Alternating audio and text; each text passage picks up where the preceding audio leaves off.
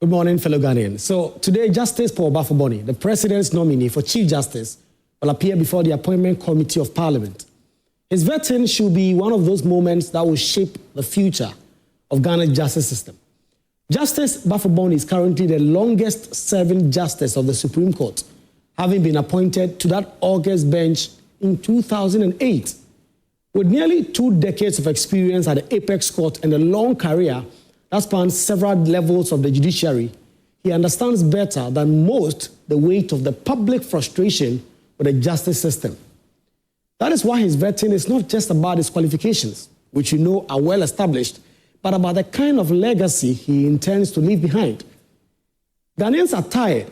They are tired of cases that take forever to conclude. They are tired of justice that moves at a snail pace and tired of a system that seems more designed to exhaust citizens than serve them. For far too many, going to court is a lifetime commitment rather than a quest for resolution. Simple cases, land disputes, wrongful dismissal claims, divorce petitions, chieftaincy matters, and even minor criminal prosecutions can drag for years, sometimes outliving the litigants themselves. There are people who've spent 10, even 15 years pursuing justice and still have no closure.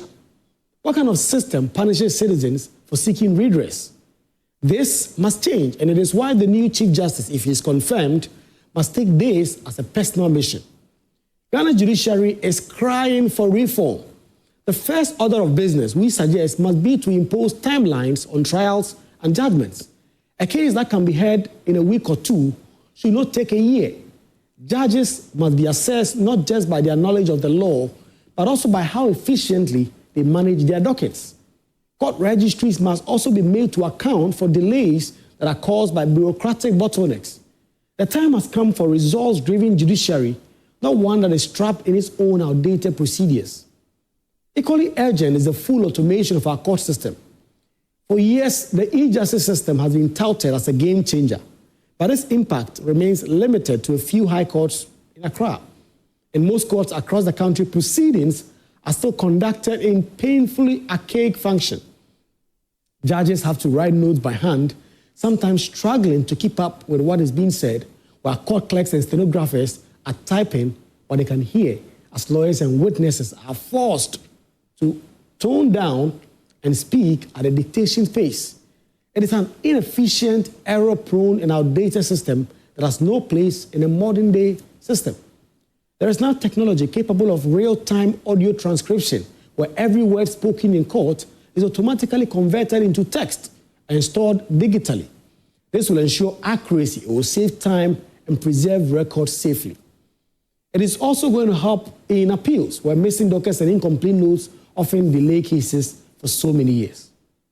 But look at this, the judiciary must now invest in this technology, train court staff to use it, and ensure that every court, right from the Supreme Court to the smallest district court, benefits from this automation. A system that still depends on handwritten notes cannot deliver 21st century justice. Justice Baffoe-Bonnie, with his long institutional memory and experience, would have to lead this transformation. Having seen how courts function at every level, he is well placed to know that justice is not just about verdicts, about process, but it's about speed, accuracy, access, and integrity. The delays in our courts are not only frustrating, they are dangerous. They drive people away from lawful channels and into the arms of mob justice and corruption. When citizens begin to believe that court cannot help them, they stop respecting the law altogether. Access to justice also remains a huge challenge. Many Ghanaians cannot afford to go to court because of high filing fees and legal costs. Legal aid is overstretched and underfunded. The result is that the poor often walk away from justice simply because they cannot afford. The new Chief Justice must make it a priority to expand legal aid, including partnering with private law firms, universities, and CSOs to create a new network of free or low-cost legal services across this country. No citizen or no person at all should be denied justice because of their income. And then we must also begin to tackle the growing perception, fair or not, that justice is for sale. Whether it's true or not, it's not a big deal. Perception alone can destroy trust in the judiciary. The new Chief Justice must step up with bold reforms to address both real and perceived corruption within the system. Judicial accountability mechanisms must be transparent, and disciplinary processes for errant judges and court staff must be swift and public. The judiciary's independence must never become a shield from misconduct. Independence must coexist with responsibility. Then again, the physical state of many courts is another national embarrassment. There are courts that leak when it rains, judges who sit in makeshift structures, and litigants who wait under trees because there are no waiting areas. There are even courts without basic sanitation. Justice cannot thrive in indignity. A national plan for court infrastructure must now be rolled out to ensure that every judicial district has a functioning, safe, and modern court. A courtroom is not just a workplace, it is a temple of justice and must look and feel like one. Fellow Ghanaians, we must also pay attention to the welfare of judges and judicial staff. If we expect judges to resist corruption and deliver justice without fear or favor, then we must ensure that they are adequately compensated, supported, and protected. A demoralized judiciary is a weak judiciary, and a weak judiciary is a threat to every citizen's right. Chief Justice must also focus on public engagement.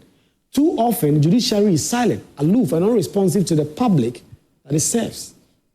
There must be deliberate communication with citizens, explaining key decisions and demystifying judicial processes. Silence allows misinformation to spread and trust to erode. Transparency then breeds respect. Reforming the bail system must also be on the agenda. Too often, bail has become a privilege of wealth rather than a right of citizens. Two citizens charged with the same offense should not face different realities simply because one can afford the conditions and the other cannot. Justice must be equal, not just in theory, but in practice. Fellow Ghanaians, our judiciary stands at a crossroads. The new Chief Justice, Justice Baffoe-Bonnie, if he gets the nod of Parliament, will have an enormous responsibility not only to interpret the law, but to restore the faith in it. His long service on the Supreme Court gives him the experience and the institutional knowledge to push through meaningful reforms. The question is whether we, Justice Baffoe-Bonnie, will have the courage and conviction to do so. And we have no qualms about he and his ability to do that. Justice in Ghana must become efficient and accessible. The courts must be places where citizens find resolution, not despair. We cannot continue to normalize inefficiency and delay as part of our justice culture. Fellow Ghanaians, justice must be seen to be done, and must be done without delay. So as Baffoe-Bonnie faces the appointment committee, the hope of millions is that he modernizes, humanizes, and digitizes our courts.